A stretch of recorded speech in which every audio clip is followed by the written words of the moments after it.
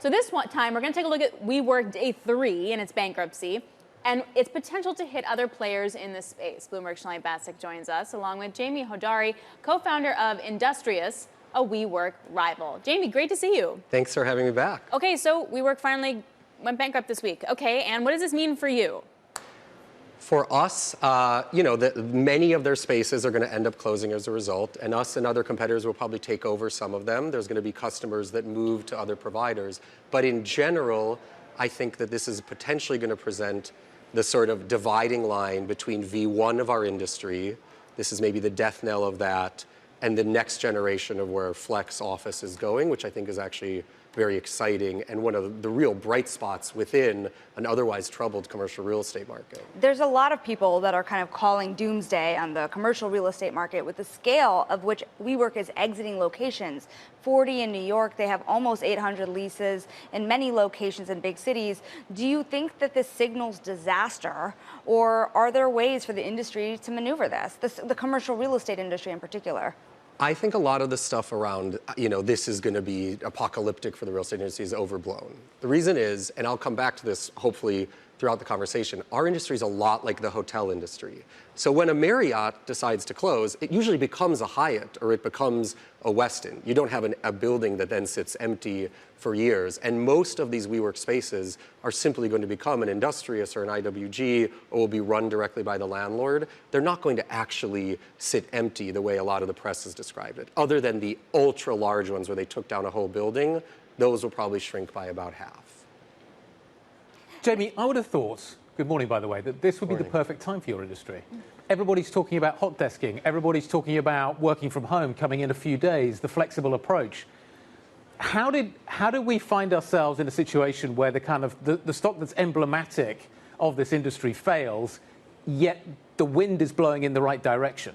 That is the great irony of this moment. I think it is the big question, because this is the moment of greatest demand for flex. To your point, the way people work now, a lot of the workplace strategies that companies are deploying require them to work with a flex provider. And most flex providers are in their period of peak demand. So our revenue is up 40% this year. It's up 300% since 2019. And that's, that might be extreme within our industry, but most providers have seen some kind of increase in demand within that range. What happened with WeWork is two things. One, to go back to the hotel industry used to be run on leases. This is many years ago, and it was carnage. So most hotels, when someone would go lease a hotel, lease a building, create a hotel, they'd do well in good times, and they'd all go bankrupt in bad times. And about 30 years ago, hotels moved to management agreements, where it's run on a management agreement with the building, and the hotel industry has become much more stable, much more valuable.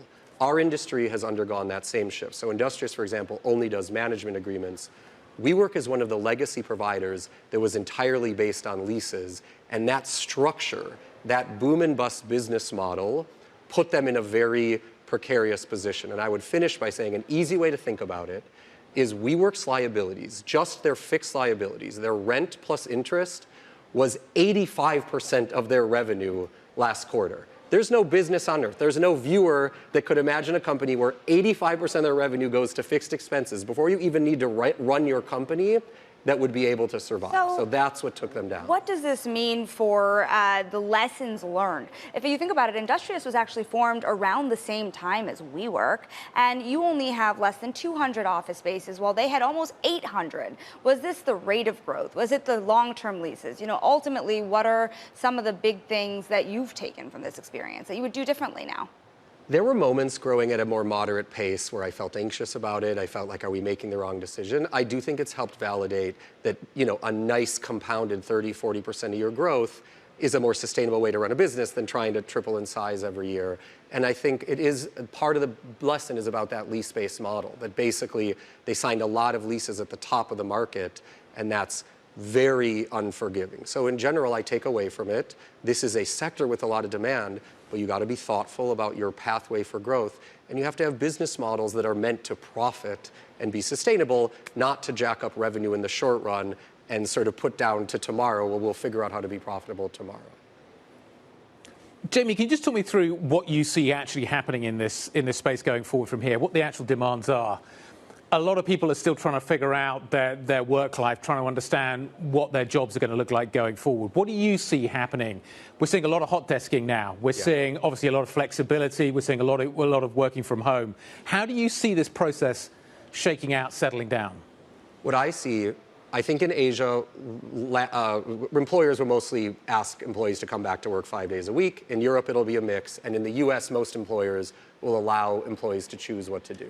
That's going to lead to, or continue to accelerate this trend towards more distributed ways of working, where instead of saying we have 5,000 employees and they all have to live in Chicago or you better work somewhere else, they're going to have 200 employees in Denver, 80 employees in Miami, maybe a little cluster of 6 employees in Boise, Idaho. And so you'll see these networks of workplaces that companies use, and they're going to let employees come in a couple days a week if they want to come in, 5 days a week if they want to come in. But I think employees have loved that kind of freedom, and there's no evidence that it's been counter to productivity, so I expect that trend to keep going. Jamie, really only 30 seconds left here. Do you think that leases are going to still come down meaningfully? I know you didn't see a catastrophic CRE impact, but what is the impact? I think that long-term leasing is in trouble. Demand, depending on how you define it, is down about 50%. I think flex office is one of the sort of bright spots within that, but we're not big enough. We're 2-3% of commercial real estate. We're not big enough, with or without WeWork, to materially change that trajectory. So I do think overall it's a challenging period for office, but perhaps a bright one for flex office, and you'll see it grow from 2 or 3% of overall office to something like 10%.